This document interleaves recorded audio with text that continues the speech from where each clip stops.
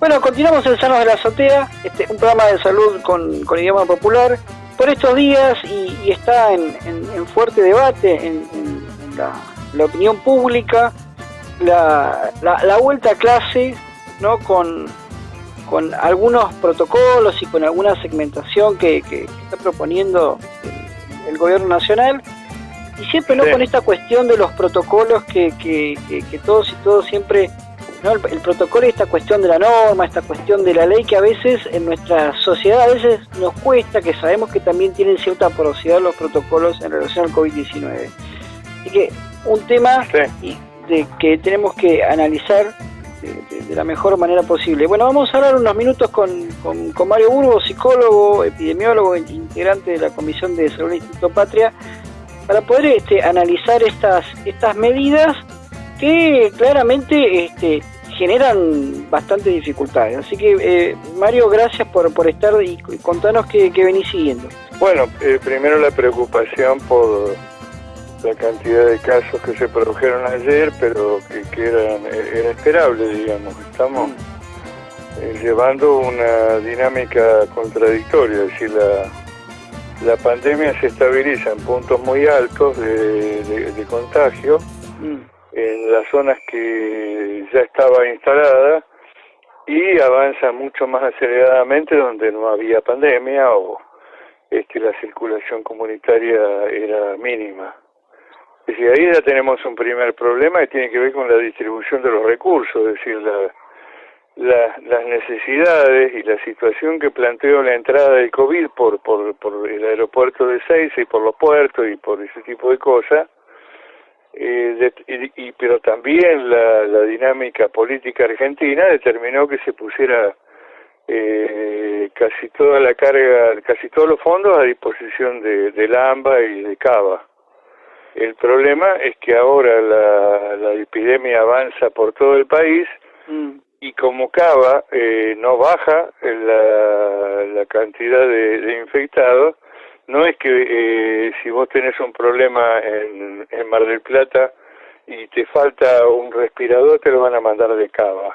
Cava va a seguir usando la misma cantidad de material y sobre todo, y menos recursos humanos, porque muchos están infectados, algunos han muerto.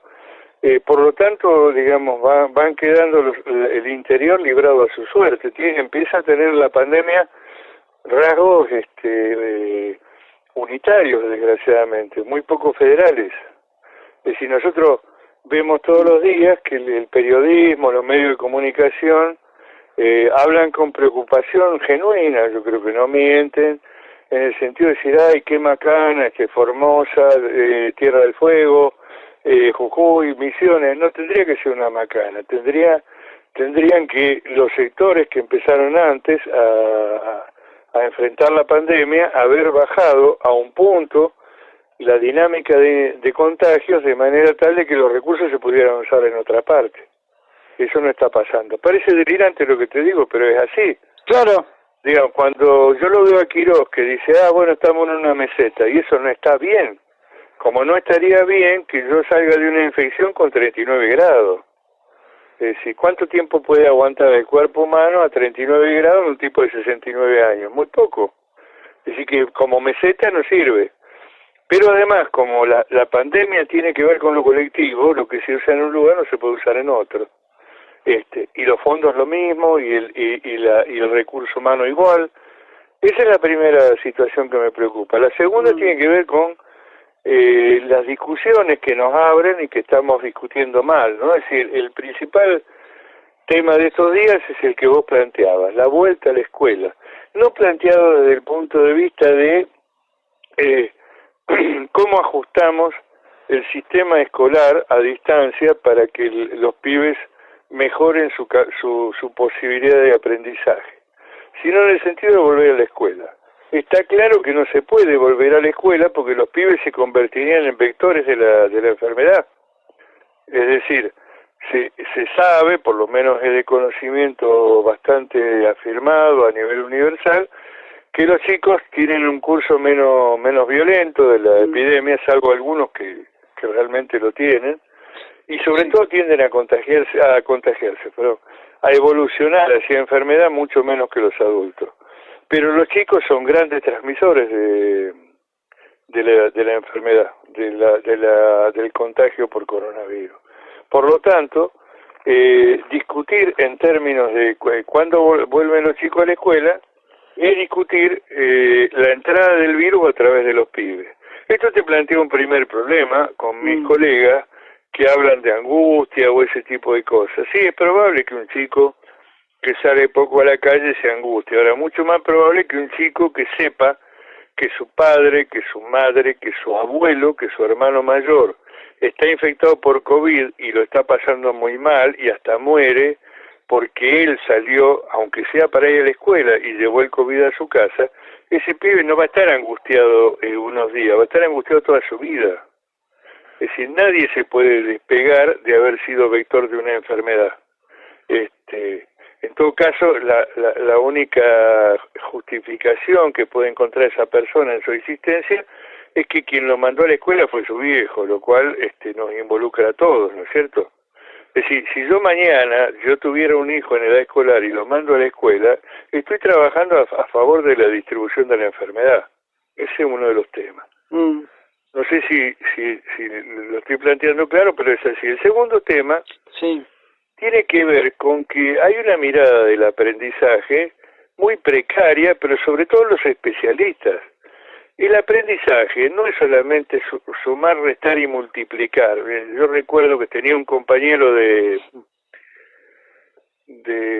universidad que había venido de muy chiquito de España y cuando fue a la escuela le preguntaron qué sabía y dijo los números y las letras, digamos.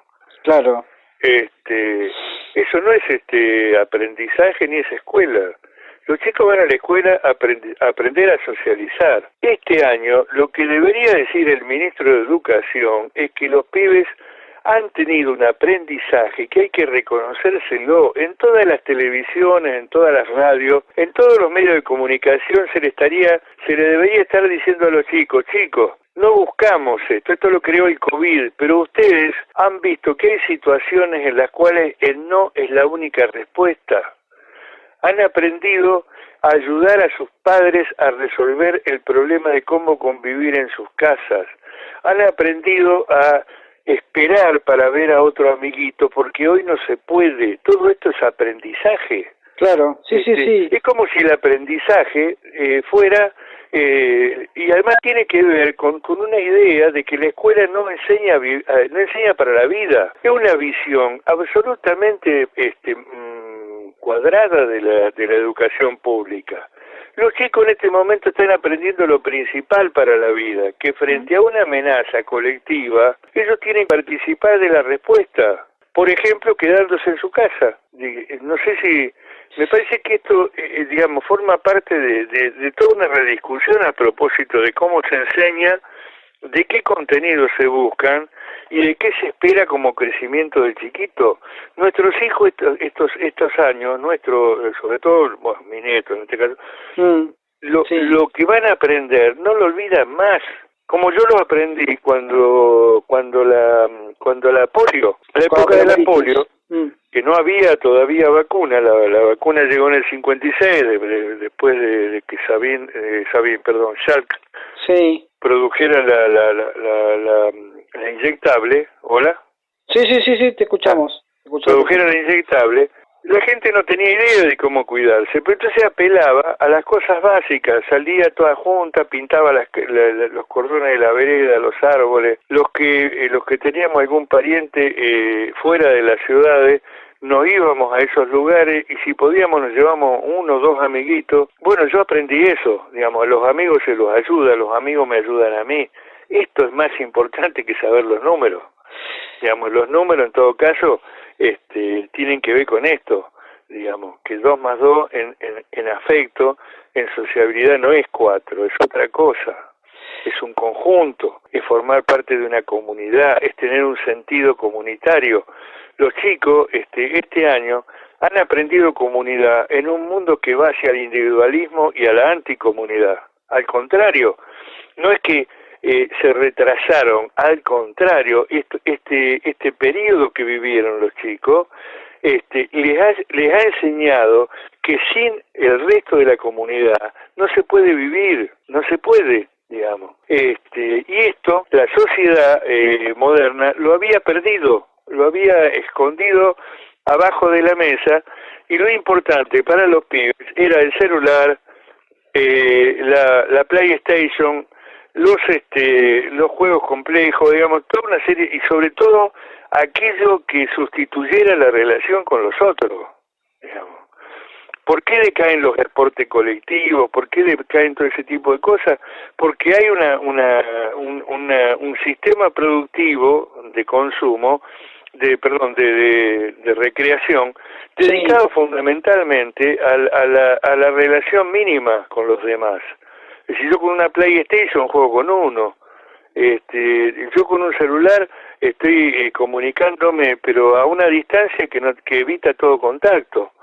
Entonces, de golpe, los pibes en este momento están viviendo toda la vida que viven en referencia a la comunidad de los argentinos.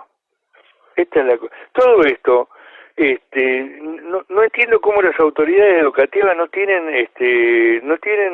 idea de ponerlo en discusión.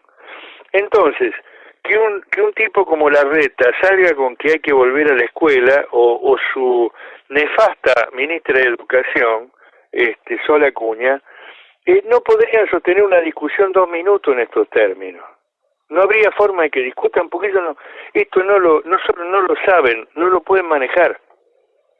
No pueden manejar para ellos, y encima, y ahí voy al tercer problema, quieren hacer pruebas con los pibes pobres para ver cómo resolver el problema de los pibes no pobres.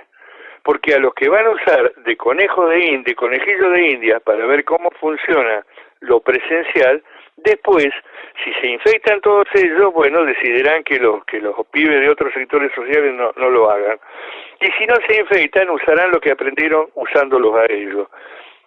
Es delirante realmente cuando uno ve todo esto. La cuarta cuestión es que los pibes no van a la escuela en el aire. En este momento de pandemia y de situación callejera como la que vivimos, en el aislamiento, etcétera, barbijo, etcétera, etcétera, los pibes van a ir acompañados de sus padres. Es decir que si nosotros abriéramos, vamos a poner por caso, la comunidad educativa de la provincia de Buenos Aires, que es multitudinaria, sí, estaríamos poniendo en masa cientos de miles de personas. Entre los docentes, que son más de 200.000, los alumnos, los padres, digamos, nos ponen a discutir cosas que no tienen sentido. A mí lo que me preocupa básicamente es que nosotros seamos capaces de discutir esto, que no nos entreguemos a las discusiones que nos plantea la derecha, porque estamos perdidos, digamos. Cuando yo acepto que el pensamiento respecto a la educación es puramente instrumental, es puramente de saber los números y las letras, como decía este compañero de la facultad, estoy perdido. No entiendo nada, no entiendo realmente para qué sirve el sistema educativo, para qué sirve la vida colectiva en las escuelas. ¿Por qué digamos, sería porque es más barato, digamos, que un maestro esté con 30 alumnos en lugar de estar con uno? Es decir, ¿cómo funcionaría esto, no? Yo creo que la derecha anticipa su visión del futuro, en la cual los pobres no tendrían ningún acceso a la educación. Digamos, estarían afuera del sistema educativo, porque todo se reduciría para ello a apretar un botón, a distinguir los colores de los botones, etcétera. Porque si no es imposible pensar en términos como los de Sol Acuña. Es tan poco científico, tan poco profesional, que sorprende que uno en el siglo XXI tenga que discutir cosas que Rousseau ya conocía hace 200 años. No sé si me explico. Sí, Mario, y aprovecho por aquella que se está enganchando con la nota que estamos hablando con Mario Burgos, psicólogo, epidemiólogo, integrante de la Comisión de Instituto Patria. Justo también uno te escucha, Mario, pensando, ¿no?, en este mes que es tan importante, y en realidad es todo el año, pero uno lo trata de marcar como para entrar en diálogo, que tiene que ver con el mes de la salud mental, ¿no? Sí. Es interesante lo que vos planteás, ¿no? Este concepto de aprendizaje en un sentido amplio, ¿no? El aprendizaje de la vida y no quedarnos circunscriptos, cerrados a ese modelo que bien describió Paulo Freire como el modelo de educación bancaria, ¿no? Y ahora uno llevándote, ¿no? Tu análisis siempre inevitablemente está trazado por la comunidad y la salud mental en un sentido colectivo. Digo, todo esto en términos de salud mental y todo este momento de pandemia, ¿qué construcciones, digamos, desde tu mirada, justifican, ¿no?, este tipo de decisiones? Ya lo veníamos analizando. Uno es un proceso de negación, pero hay otras cuestiones ahí dando vueltas también. No, digamos, para los grupos de poder en este momento, las políticas antipandemia son un problema. Ese es el problema. Porque obligan a distribuir en favor de los sectores que tienen que estar parados, porque obligan a disponer recursos para la salud pública. Es decir, habían logrado con Macri ir destruyendo la salud pública a un punto que nos quedamos sin Ministerio de Salud. Y ahora en 6 meses reconstruimos todo y estamos yendo por más. Y para los sectores más poderosos de la sociedad, esto es una molestia, digamos, un problema serio. En segundo lugar, es un problema en el sentido de que plantea discutir estas cosas que estamos discutiendo ahora. Vamos a suponer por un segundo que el COVID tuviera una proyección a futuro de un par de años. Bueno, lo que no, si nosotros le contradecimos a los chicos lo que venimos diciéndole a propósito del cuidado, de no ir a la escuela, etcétera, etcétera, etcétera, estaríamos desarmándolo frente al curso de la pandemia. Esta es la discusión, digamos, además más importante que se plantea a nivel social en cada medida que se toma de retroceso. Porque, digamos, ¿retrocedemos hacia dónde? ¿En qué sentido retrocedemos? Europa está mostrando que el COVID tiene se realimenta más de lo esperado. Las vacunas son una ilusión, que no está mal tenerlas, por supuesto. No se puede dar una disputa sin la ilusión de que en algún momento uno la va a volcar a su favor. Sí. Hasta ahí estamos perfectos. Ahora, el tema es que nosotros no nos creamos que porque esperamos que haya una vacuna va a haber una vacuna en 6 meses. Esto, no sé, realmente no tiene el menor sentido. Entonces, lo que estamos discutiendo hoy, de algún modo, es preparar la posibilidad de seguir resistiendo a futuro. No sé cuánto, incluso habría que discutir el proceso productivo en estos términos. ¿En qué términos? En el sentido de decir qué es lo indispensable, cómo lo sostenemos y cómo mantenemos a la sociedad resolviendo eso en tanto vamos resolviendo el problema sanitario. Pero evidentemente hay una dificultad que tiene que ver con la capacidad de presión que tienen los grupos de poder. Es decir, para los grupos de poder lo único importante en este momento es que las cosas funcionen, que lo que no funcione deje, y listo, ya está, no importa a la gente que eso cueste, ¿no? Es decir, cuando Trump dice, bueno, y Bolsonaro dijeron cada uno en su momento, bueno, sigamos adelante, sobre todo Trump, porque está en una guerra económica mundial, sí. Sigamos adelante, los que no puedan sobrevivir, no sobrevivirán, pero nosotros no podemos retroceder en la guerra económica. Nosotros ni siquiera tenemos esa disculpa, no estamos en ninguna guerra económica, somos la periferia de la periferia del mundo. ¿En qué guerra económica estamos?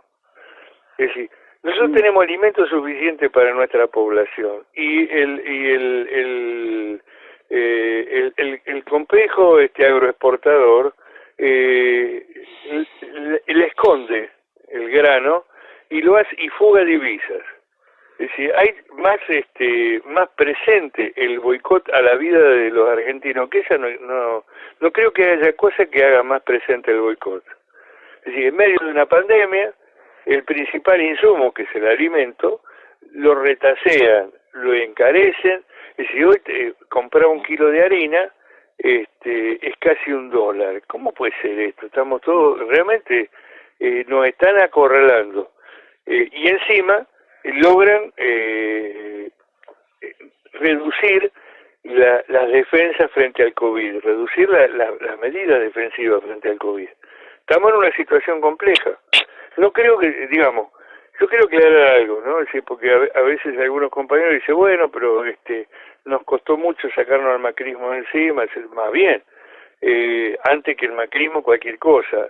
Nuestro gobierno además no es cualquier cosa, está resolviendo muchísimas cosas que realmente parecían imposibles. El problema es que como esto es una disputa, esta cuarentena es una solución de compromiso entre dos presiones, la que hace el pueblo para sobrevivir y la que hacen los grupos concentrados de poder para ir corriendo de lado las medidas defensivas frente a la pandemia para realizar su propia ganancia. Eso es. Acá lo que estamos es en medio de una disputa de los sectores más poderosos a ver quién se queda con la ganancia, porque de todas maneras hay ganancia. Siempre que hay circula dinero hay ganancia. El problema es quién se queda con eso. La salud mental tiene que ver, ¿no? Con tiene que ver con la alimentación, tiene que ver con el aprendizaje en un sentido amplio, tiene que ver con pensar las construcciones de poder que se dan en nuestra sociedad, tiene que ver con nuestra vida cotidiana. El tema de Venezuela. Sí. Tenemos el mejor gobierno que podíamos esperar después de los 4 años macristas. Ha habido una cantidad enorme de medidas en favor de la recuperación regional y los límites al neoliberalismo, pero los gobiernos populares necesitan producir medidas claras y comprensivas y además explicarlas, sí, porque la política de los gobiernos populares se realiza en la acción del pueblo, no se realiza en las nubes. Bueno, la medida de aceptar el informe Bachelet ha sido un error. Digamos, ha sido un error. Esto no quiere decir que yo me distancie de nada, voy a seguir militando a este gobierno hasta las últimas consecuencias, pero creo que en este momento decir que Venezuela no respeta los derechos humanos es tomar el discurso del otro, digamos. Sobre todo cuando uno piensa en un país bloqueado, en un país con una oposición terrorista, la oposición quemaba personas en la esquina de las calles, esto ha sido filmado, la oposición ha boicoteado elecciones, la oposición ha hecho todo lo posible por impedir el funcionamiento institucional de Venezuela. Cargarle eso al gobierno es una vergüenza, sobre todo cuando en este momento Venezuela es el gobierno que más resistencia le está haciendo al imperialismo en Sudamérica. Nuestro futuro está atado al futuro de Venezuela, no a este futuro de Venezuela, no me refiero a una Venezuela de otro tipo, porque además ellos tienen derecho a darse la Venezuela que quieran. Nosotros no tenemos nada que hacer ahí. Bachelet informa que en Venezuela no se respetan los derechos humanos, habiendo sido presidenta de un país que está contabilizando en el último año 500 personas con un ojo menos por efecto de la represión ordenada de esa manera, con 400 mujeres violadas en procesos represivos. Entonces, ¿de qué estamos hablando? Digamos, no, comprar el informe Bachelet es comprar algo irracional. Y además, una cosa más, y con esto termino, sí, es no entender hacia dónde va nuestro país y hacia dónde va la región. En la medida en que se desarrollen gobiernos populares en América Latina, digamos, si no hay gobiernos populares, vamos al hambre y a la destrucción. Y si hay gobiernos populares, vamos a tener que resistir. No es que nos van a regalar el terreno la derecha local y el imperialismo. No, van a ir, cuando ellos metan a Venezuela tanto, es porque ese es el futuro que quieren para todos los países de la región. Países que no tengan institucionalidad, donde la fuga de divisas sea una cosa habitual, donde los mercados negros, todo eso, porque todo eso lo manejan los sectores más poderosos de la economía, por lo tanto, quien va a padecer todo eso es la población. Ese es un poco el futuro hacia el cual apunta el imperialismo. La única manera de impedir ese futuro es que los gobiernos resistentes se vayan juntando, no tomando distancia.